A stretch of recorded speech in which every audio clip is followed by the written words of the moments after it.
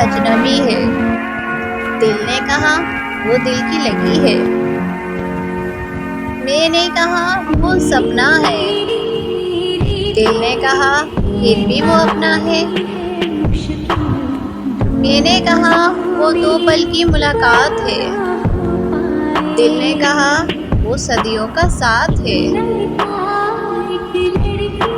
मैंने कहा वो मेरी हार है। दिल ने कहा यही तो प्यार है। वो शख्स प्यारा है इसे कहना, मेरे जीने का सहारा है इसे कहना। लोग बहुत से प्यारे हैं मुझको, मगर वो सबसे प्यारा है इसे कहना। मोहब्बतें, शिकायतें, अदावतें इसकी, मुझे सब गवारा है इसे कहना। चाहने वाले और भी हैं लेकिन मुझे सिर्फ इंतज़ार तुम्हारा है इसे कहना।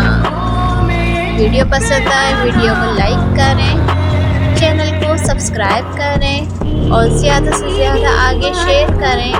आप सबका बहुत बहुत शुक्रिया। अल्लाह हाफ़िज़।